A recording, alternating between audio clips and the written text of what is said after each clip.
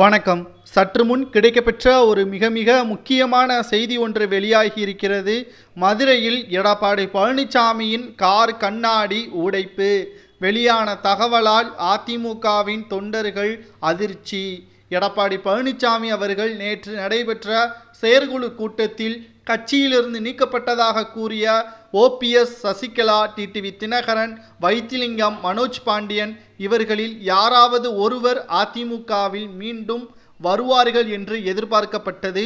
ஆனால் தீர்மானங்களில் ஒட்டுமொத்தமாக எடப்பாடி பழனிசாமிற்கு சாதகமாகவும் தென் மாவட்ட நிர்வாகிகளுக்கு எதிராகவும் தான் அதிமுகவின் தீர்மானங்கள் நிறைவேற்றப்பட்டது.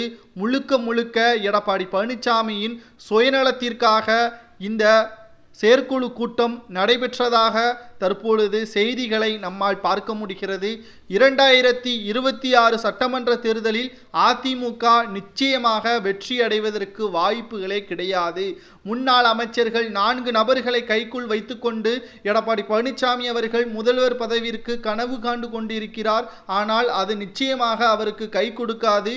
முன்னாள் அமைச்சர் ஜெயக்குமார், ஆர்பி உதயகுமார், தங்கமணி, வேலுமணி இவர்களை கைக்குள் வைத்துக்கொண்டு அதிமுகவை கட்டி ஆள வேண்டும் என்று நினைக்கிறார். அது அவருக்கு கடைசியில் சட்டமன்ற தேர்தலின் பொழுதுதான் தெரிய வரும். நடந்து முடிந்த மக்களவை தேர்தலில் 30% குறையாத வாக்கு சதவீதம் இதுவரை அதிமுக பெற்றிருந்தது. 40 தொகுதிகளிலும் ஜெயலலிதா அவர்கள் இருக்கும் பொழுதும் மக்களவை தோற்கடிக்கப்பட்டு இருக்கிறது. அது வேறு விஷயம். ஆனால் வாக்கு சதவீதம் என்பது 30% குறையாமல் அதிமுக இதுவரை வெற்றி பெற்று கொண்டிருந்தது. ஆனால் இந்த முறை 23% வாக்கு சதவீதத்தை தான் பெற்றிருக்கிறது. பாஜகவின் கூட்டணி கட்சிகள் 17%, அதிமுக கூட்டணி கட்சிகள் 23%.